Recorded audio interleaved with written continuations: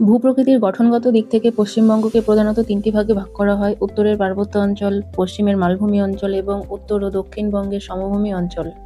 সমভূমিকে দুই ভাগে ভাগ করা হয়েছে। গঙ্গা নদীর উত্তর তীর থেকে শিলিগুড়ি পর্যন্ত বিস্তৃত অংশকে উত্তরবঙ্গের সমভূমি বলা হয় এবং গঙ্গা নদীর দক্ষিণ দিকে অবস্থিত বঙ্গোপসাগর পর্যন্ত অংশকে দক্ষিণবঙ্গের সমভূমি বলা হয়।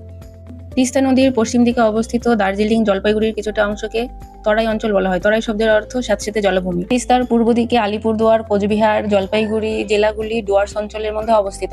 ডুয়ার্স শব্দের অর্থ ভুটান হিমালয়ের প্রবেশদ্বার। বক্সা এবং জয়ন্তী পাহাড় এই ডুয়ার্স অঞ্চলে অবস্থিত। বক্সা গিরিপথ দিয়ে ভুটানে প্রবেশ করা যায়, তাই ডুয়ার্সকে ভুটান হিমালয়ের প্রবেশদ্বার বলা হয়। এবার দেখব বরেন্দ্রভূমি। উত্তর দিনাজপুর, দক্ষিণ দিনাজপুরের দক্ষিণ অংশ এবং মালদার কিছুটা অংশ নিয়ে এই বরেন্দ্রভূমি অবস্থিত। এই বরেন্দ্রভূমি পিত ও লাল রঙের প্রাচীন পলিমাটি দ্বারা গঠিত। মালদা জেলার কালিন্দী নদীর দক্ষিণ অংশে নবীন পলি গঠিত ভূমি এই অঞ্চলটাকে দিয়ারা বলা হয়। কালিন্দী নদীর উত্তর ভাগের জলাভূমিগুলোকে তাল বলা হয়। তাল কথার অর্থ হচ্ছে হ্রদ। এই তাল কোচবিহারের দক্ষিণ অংশে আছে এবং উত্তর ও দক্ষিণ দিনাজপুরেও কিছু কিছু এরকম তাল দেখা যায়। দক্ষিণবঙ্গের সমভূমিকে আমরা চারটি ভাগে ভাগ করতে পারি: 1 রাঢ় অঞ্চল, 2 গাঙ্গেয় বদ্বীপ সমভূমি অঞ্চল, 3 উপকূলের বালিময় সমভূমি, 4 সুন্দরবন। পশ্চিমের মালভূমি অঞ্চল এবং ভাগীরথী নদীর মধ্যবর্তী সমভূমি অঞ্চল অর্থাৎ মুর্শিদাবাদ, বাঁকুড়া, বীরভূমের কিছুটা অংশ, মেদিনীপুরের কিছুটা অংশ নিয়ে গঠিত এই রাঢ় অঞ্চল। দুর্গাপুরকে ভারতের রুর বলা হয়। আমরা জানি নদীর 3টি গতি থাকে: উচ্চগতি, মধ্যগতি এবং নিম্নগতি।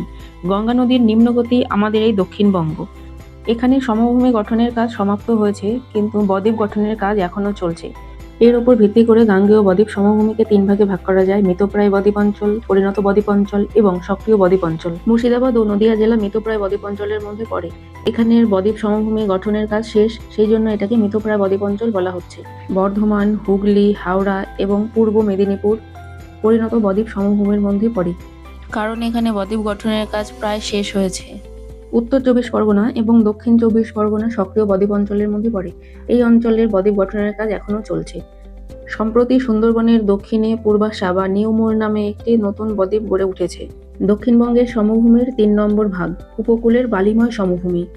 পূর্ব মেদিনীপুরের বঙ্গোপসাগরের তীরবর্তী অঞ্চল বালিয়াড়ি নামে পরিচিত। এখানকার উল্লেখযোগ্য ভ্রমণ স্থান দীঘা। দক্ষিণবঙ্গের সমভূমির শেষ ভাগ সুন্দরবন। এটি উত্তর ও দক্ষিণ 24 পরগনার দক্ষিণ অংশ নিয়ে বিস্তৃত। এটি পলিগঠিত, কর্দমাক্ত ও লবণাক্ত মৃত্তিকা দ্বারা গঠিত। 1987 সালে এটি ইউনেস্কো ওয়ার্ল্ড হেরিটেজ সাইটের অন্তর্ভুক্ত হয়। গুরুত্বপূর্ণ পয়েন্টগুলো এখানে লেখা আছে, তোমরা অবশ্যই দেখে নিও।